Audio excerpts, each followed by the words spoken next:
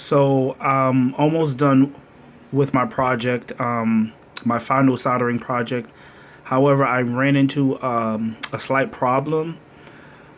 I have to press and hold the button for on my lights to light up and go around.